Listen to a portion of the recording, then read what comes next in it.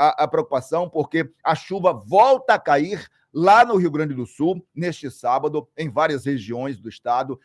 Cai também em Santa Catarina, cai também em parte do Paraná, o que ajuda a água a acabar subindo bastante em várias comunidades de lá, lamentavelmente. Bom, aqui em Salvador está chovendo também, mas é claro, e graças a Deus, é uma situação diferente do que está vendo por lá. Naturalmente que aqui há uma preocupação, e muito grande também quando a gente fala em chuva, porque é uma cidade, do ponto de vista da sua formação geográfica, complicada. E, além do mais, a gente vê áreas que não deveriam estar habitadas, mas estão. Não porque as pessoas simplesmente querem. Eu vou morar aqui porque eu quero, fim de papo. Não, as pessoas, às vezes, são obrigadas a residir em áreas que são complicadas aqui na cidade, são perigosas, já são condenadas pela Defesa Civil, porque essas pessoas insistem em morar lá justamente por não terem outra alternativa. E é sobre isso que eu vou conversar agora com o doutor Sóstenes Macedo, que eu volto a repetir aqui no programa o que eu já disse em outras vezes, é um dos principais membros, é um dos principais atores, diria assim, da administração municipal de Salvador, porque esse trabalha. É de manhã, de tarde, de noite, de madrugada e trabalha mesmo, independente de ser sábado, domingo, feriado, a qualquer hora do dia ou da noite. Ele está aí, inclusive, para atendimento a um monte de cara chato, como o Genildo, que fica telefonando, fica mandando mensagem e tudo mais, a toda hora para buscar notícia, mas ele entende perfeitamente e sabe que essa ação é para informar à população e dar dicas importantes sobre como sobreviver em momentos difíceis, como é esse que a gente está vivendo aqui em Salvador, por exemplo, onde há muitas áreas de risco em razão da chuva. E essas áreas de risco ainda tornam-se mais arriscadas ainda por causa desse tempo que, por exemplo, está fazendo hoje desde a madrugada. Não é isso, meu amigo Sóstenes? Bom dia, tudo bem? Muito bom dia, meu querido amigo Genildo Lavin. Bom dia a todos os ouvintes da Rádio Excelsior da Bahia, da Rede Excelsior. Satisfação muito grande poder conversar com você nessa manhã de sábado. Manhã de sábado que amanhece um pouco chuvosa, mas graças ao bom Deus, sem maiores intercorrências. Tivemos aí nas últimas 6 horas cerca de 27,8 milímetros na região de Piatã, 27,2 no Arenoso, 25,6 no Uruguai, na Mata Escura também com 25, em Patamares, São Martim, Tancredo Neves.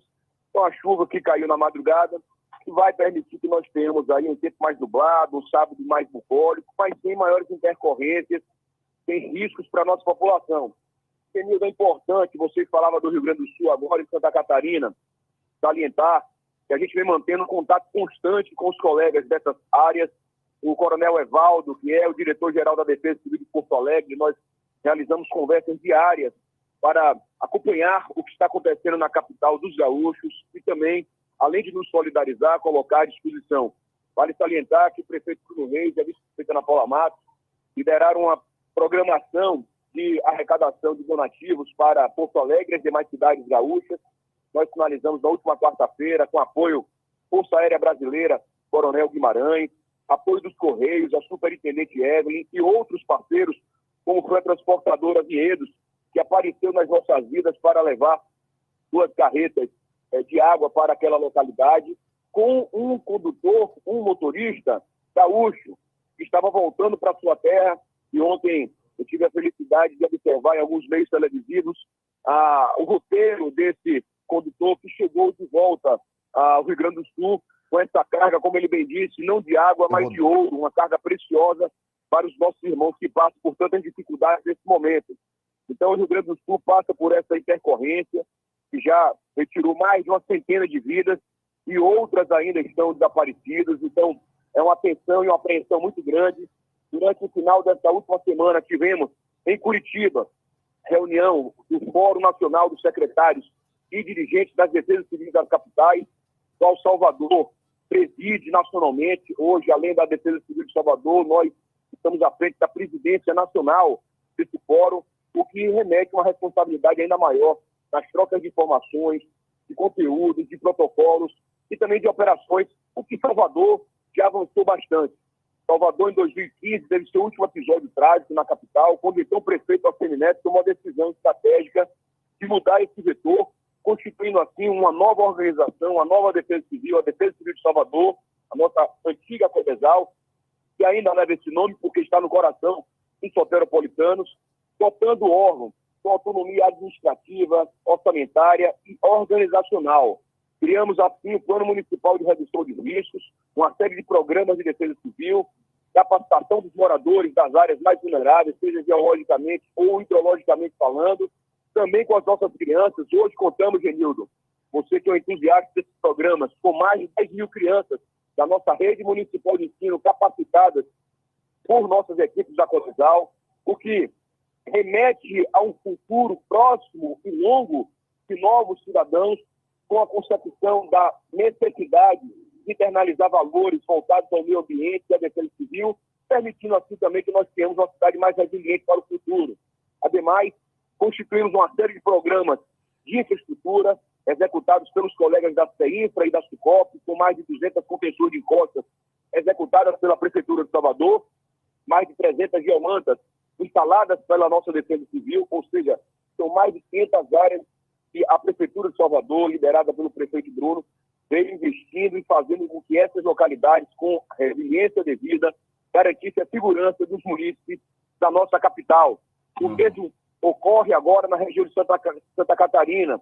O superintendente Samuel Vidal, um amigo muito querido, também faz um contato constante conosco, é membro do nosso fórum, qual faz trocas de informações a fim de que esses programas possam ser utilizados também nessas outras cidades, garantindo os avanços que nós já trouxemos para Salvador. Então, Salvador hoje passa a ser uma referência em âmbito nacional, com o Centro de Monitoramento e Alerta da Defesa Civil de Salvador, o CEMADEC, o mais avançado e robusto de todo o Brasil. É uma grande referência e que outras cidades passam a se espelhar e replicar nas suas praças, justamente entendendo a necessidade de terem as informações com antecedência e garantindo assim que os seus munícipes, com os programas de capacitação, os programas de defesa civil, possam saber como se comportar nos momentos de maior risco. Graças a Deus, tivemos agora em abril, Genildo, o abril mais chuvoso dos últimos 39 anos. Foram 821,7 milímetros contabilizados nas chuvas de abril de 2024. O abril mais chuvoso dos últimos 39 anos, quando a média histórica para todo esse período é de 284,9. Os 3 meses mais chuvosos em Salvador, historicamente, são os meses de abril, maio e junho, contabilizando numa regra total de 824. Nós tivemos em apenas um mês. Se eu lhe disser que não tivemos momentos de apreensão, eu estaria mentindo. Mas o que vale dizer é de que todos os trabalhos de prevenção realizados pela Prefeitura garantiram que a nossa cidade mais preventiva e mais resiliente fizesse com que passássemos por esse período com todas as vidas dos soteropolitanos salvas. É claro que contra a força da natureza não há percepção, execução do homem que possa ultrapassar esta força. Nós vimos em São Sebastião, no carnaval do ano passado, em São Paulo, quando, em apenas 15 horas, 682 milímetros levaram 66 vidas dos irmãos daquela localidade em São Paulo. O mesmo aconteceu em Petrópolis, com a perda de 241 irmãos fluminenses. Na Grande Recife, com 132 vidas perdidas. Agora em Mimoso do Sul, no Espírito Santo. Mas Salvador vem se mostrando cada vez mais preparada e cada vez mais resiliente, por conta de uma política responsável, instituída em 2016 e reforçada ano a ano pela Prefeitura de Salvador, garantindo que a nossa cidade tenha mais sustentabilidade, mais resiliência, e com isso quem ganha é a nossa população. Ô, Sóstenes, existe em alguma área da cidade um ponto onde vocês estejam, neste momento, fazendo o monitoramento mais eficaz, diria assim, mais permanente e com mais cuidado, não? Meu querido Genildo, nós temos hoje 20 quilômetros quadrados de áreas mapeadas pelas equipes do Defesa Civil de Salvador. Eu preciso fazer aqui um registro de agradecimento a essa valorosa equipe. Contamos hoje com cerca de 200 colaboradores, desses um quarto de especialistas, fruto de uma política séria, determinada pela administração municipal, de uma continuidade de avanço, contando com engenheiros civis, engenheiros ambientais, engenheiros agrimensores, engenheiros agrônomos, engenheiros eletricistas, arquitetos, geólogos, estatísticos meteorologistas. Todas essas áreas passam por um mapeamento criterioso continuado pela coordenação de mapeamentos das áreas de risco. É também uma referência para todo o país.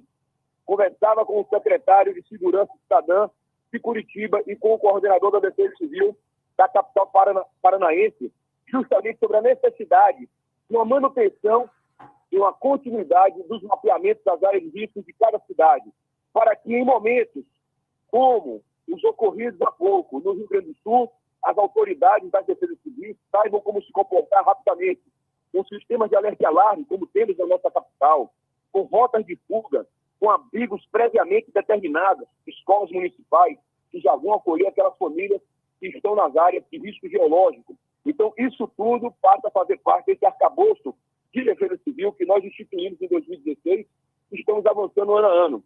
É claro, Genildo, que tem aquelas áreas que nos chamam mais atenção. São as áreas que contam com o sistema de alerta e alarme, hoje 14 na nossa cidade. Calabetão, Vila Picasso, Bonjoá, são áreas que passam por intervenções, já tiveram, inclusive, algumas execuções de contenções de costas, mas são poligonais extremamente extensas, em que, ano a ano, as intervenções vão sendo realizadas. Agora, as ocupações também passam, como você bem disse, ninguém mora na área de risco porque quer, as pessoas moram historicamente, inclusive com a falta de uma política habitacional nacional, e que, ano a ano, vem se perdendo força da relocação dessas pessoas para uma área mais segura, com habitações dignas.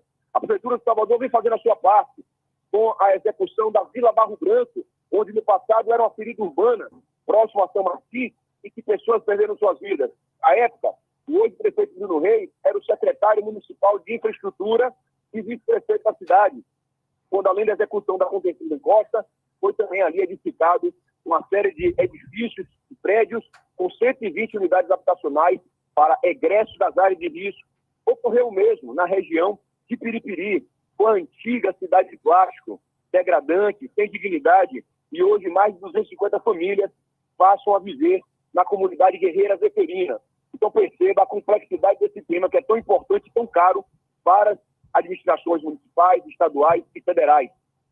As áreas em que nós temos um risco maior, nós temos uma monitoria mais constante, com as vistorias do Plano Preventivo de Defesa Civil, que são realizadas pelos engenheiros, arquitetos e geólogos, justamente para, identificando qualquer mudança de cenário, já fazer uma evacuação prévia daquelas pessoas, para que não se coloquem e as suas famílias em condição de risco. Tá certo. Sóstenes, um forte abraço, agradeço imensamente mais uma vez a sua participação aqui no programa, tá? E torço imensamente para que o seu trabalho de monitoramento, junto com toda a sua equipe, continue com essa eficácia toda e de proteção a toda a nossa comunidade. Ok, Sóstenes? Genildo, eu só tenho a lhe agradecer, você que é um amigo do jornalismo do nosso estado. Muito bom contar com você na Rádio Excelsior e dizer que aqui da nossa Defesa Civil estamos sempre de portas abertas. Eu deixo só um último recado para a nossa população. Na condição de risco, não vacile, se afaste imediatamente, 199, aguarde a chegada de um engenheiro, de um geólogo, de um arquiteto, de um profissional habilitado, conhecedor da matéria, da nossa Defesa Civil de Salvador, para que a sua vida, a nossa vida, o nosso bem inalienável, o nosso bem maior, seja preservado. É a vida. Um grande abraço e que Deus nos abençoe. Amém. A todos nós. São 10h27. Muito obrigado, então, a Sóstenes Macedo, o diretor da Defesa Civil aqui em Salvador, a CODESAL, Coordenação de Defesa Civil de Salvador.